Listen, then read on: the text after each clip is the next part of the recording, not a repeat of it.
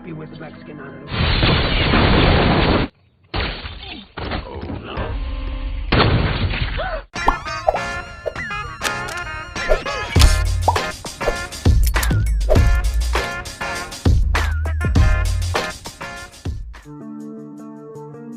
Halo lurku. Oke, balik lagi bersama Mimin di sini guys ya.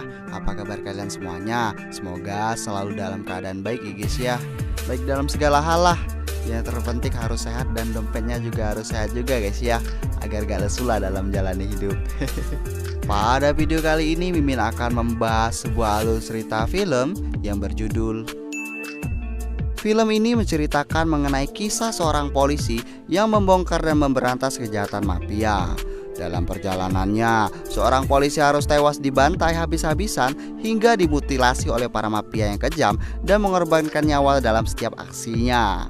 Kelompok mafia tersebut bernama Scopus Sniper. Maka dari itu, siapkan posisi tersantuy kalian, lupakan sejenak hutang-hutang kalian. Oke, mari kita masuk ke dalam filmnya.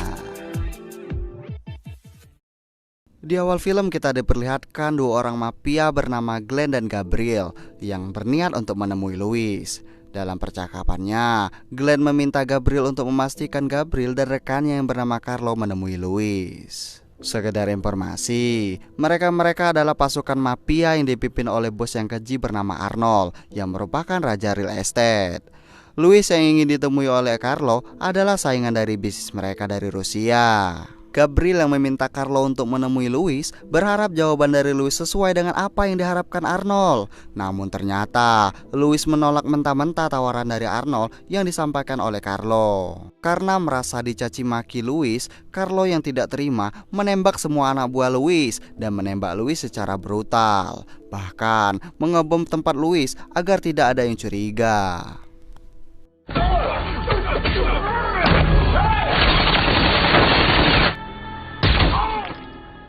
Di tempat yang sama, ternyata dua orang polisi handal bernama Plin dan Koscheck menjadi saksi dari kejahatan yang dilakukan oleh Carlo. Plin dan Koscheck melihat Carlo keluar dari tempat Louis dan meledakkan tempat Louis. Karena dari kejadian ini, Plin tampak terluka akibat ledakan bom.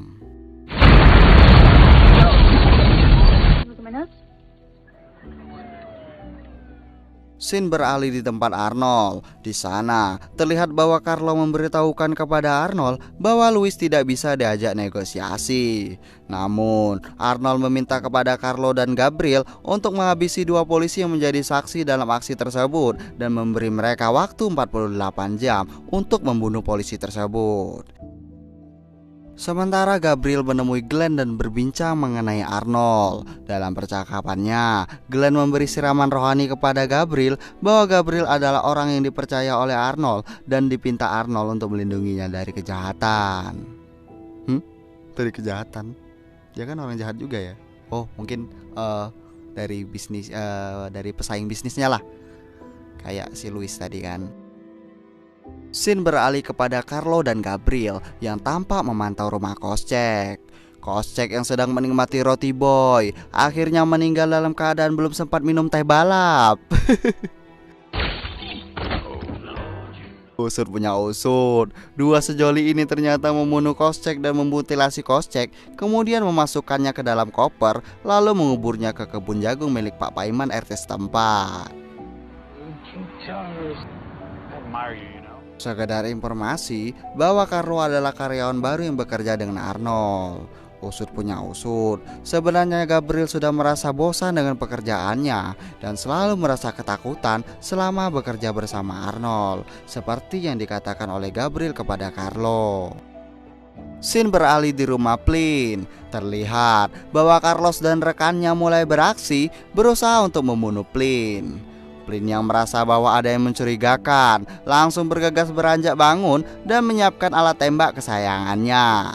Tanpa basa-basi, Carlo dan rekannya langsung menembak Plin dan terjadilah baku tembak.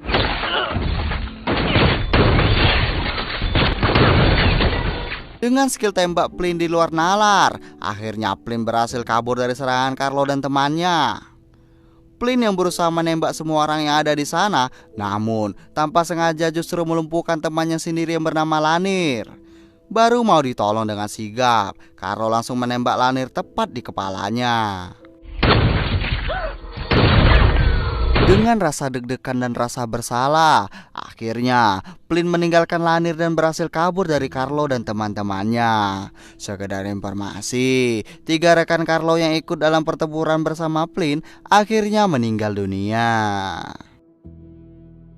Scene beralih. Akibat dari kekalahan ini, Gabriel menemui Glenn dan menceritakan mengenai kekalahan mereka. Akhirnya, Glenn terus mendesak Gabriel untuk terus memburu polisi wanita yang bernama Flynn itu, atau nyawa Gabriel yang akan terancam. Scene beralih kepada Flynn. Tampak bahwa Flynn terus menginterogasi Dale yang juga merupakan polisi sekaligus temannya. Dale mengatakan bahwa kejadian kematian Louis dan Lanir tidak ada hubungannya dengannya. Akhirnya, Dale menelpon Carlo untuk menanyakan tentang kematian Lanir. Usut punya usut, ternyata Dale adalah polisi yang bekerja sama dengan mafia, namun ingin keluar dari lingkaran setan para mafia yang keji itu. Scene beralih. Sementara itu, Flynn datang ke rumah Koscheck untuk melihat keadaan rumah Koscheck. Dan betapa terkejutnya Flynn saat melihat ada bekas tembakan di dinding rumah Koscheck. Oh Tuhan, apakah temanku sudah meninggal? Kira-kira seperti itulah dalam pikirannya Flynn ya guys ya. Scene beralih. Untuk mengetahui tentang Carlo, akhirnya Flynn mendatangi temannya yang bernama Jim yang bisa melacak data-data Carlo. Dan dalam percakapannya, Jim meminta Flynn untuk berhenti berurusan dengan Carlo dan para mafia lainnya, karena bukan tandingannya melihat riwayat-riwayat yang sangat spektakuler dari para mafia tersebut. Jim juga mengingatkan Flynn untuk terus berhati-hati. Scene beralih. Setelah mendapatkan data-data tentang Flynn, akhirnya Gabriel menemukan bahwa tanggal lahir Flynn ternyata sama dan hari kematian istrinya. Hal ini membuat Gabriel seperti galau. Scene beralih di rumah makan Padang Bi Ija. Terlihat Arnold dan istrinya sedang berbincang mengenai Gabriel. Dan terkejutnya kalian, ada serangan yang membuat istri Arnold mengalami luka parah akibat tembakan dan meninggal.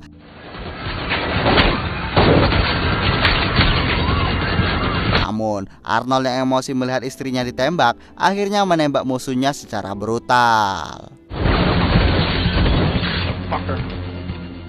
Gabriel yang dihubungi tentang kejadian ini langsung menuju rumah sakit menemui Arnold dan meminta Carlo untuk mengosongkan ruangan. Yang artinya Gabriel meminta semua petugas untuk keluar dari ruangan. Mereka akhirnya berusaha keras untuk mencari tahu siapa yang ada di balik pembunuhan istrinya. Di waktu yang sama, Arnold meyakini bahwa penyebab kematian istrinya adalah dari pihak Louis yang sekarang dipimpin oleh Valdi, yang merupakan mafia yang berasal dari Rusia. Mereka pun bergegas menemui Valdi dan melancarkan aksinya. Dalam aksinya, mereka berpisah. Carlo melancarkan aksinya di lantai bawah, sedangkan Gabriel membunuh Valdi yang berada di lantai 2. Dalam pertarungannya, mereka tentu sangat brutal dan terjadilah baku tembak.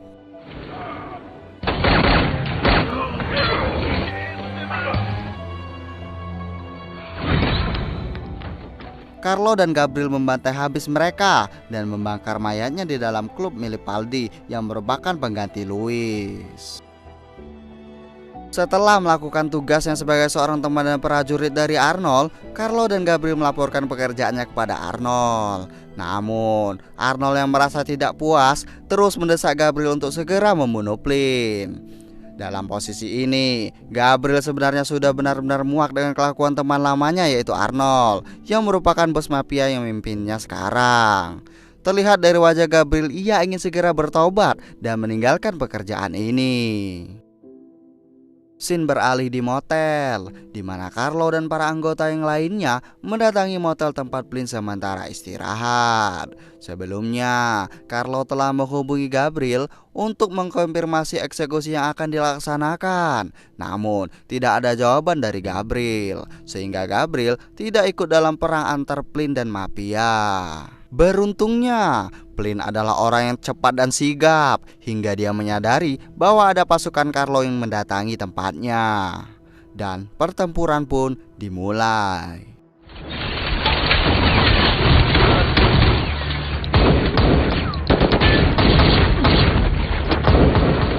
Sedang asik-asiknya beradu tembakan, betapa terkejutnya kita. Ternyata orang yang menyelamatkan Flynn dan membawanya kabur adalah Gabriel.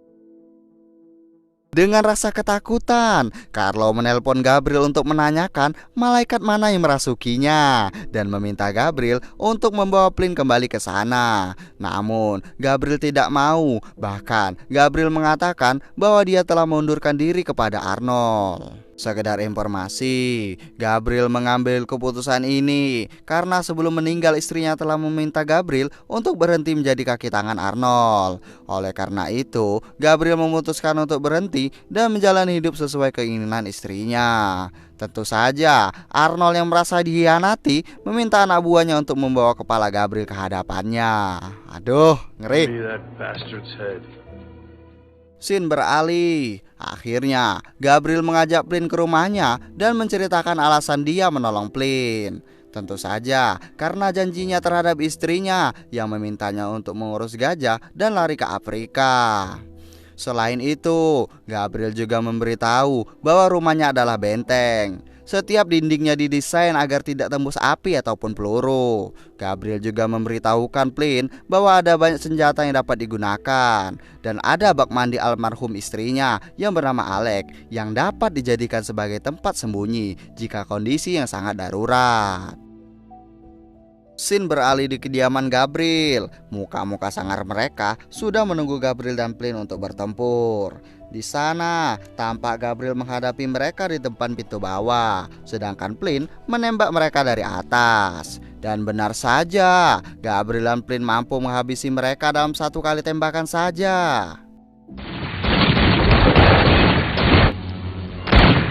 Keesokan harinya, dirasa belum cukup, Carlo mendatangi rumah Gabriel dengan membawa pasukannya.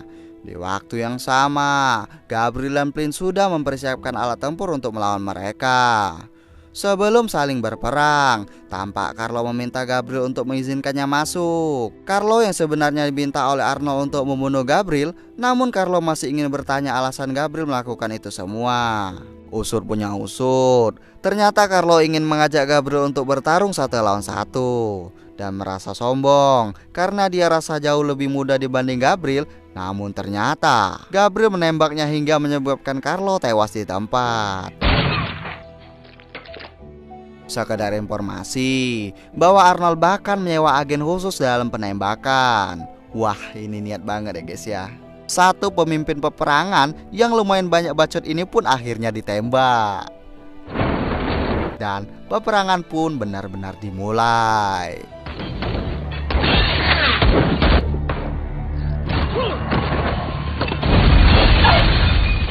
Namun, sekarang yang menjadi masalahnya adalah rumah Gabriel sekarang sudah dijebol oleh pasukan Arnold.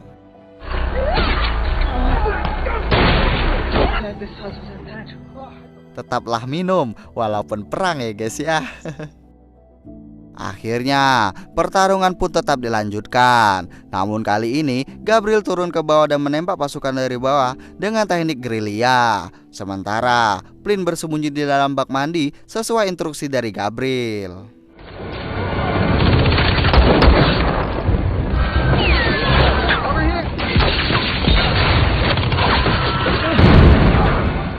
Dan pertarungan pun akhirnya dimenangkan oleh Gabriel dan Flynn.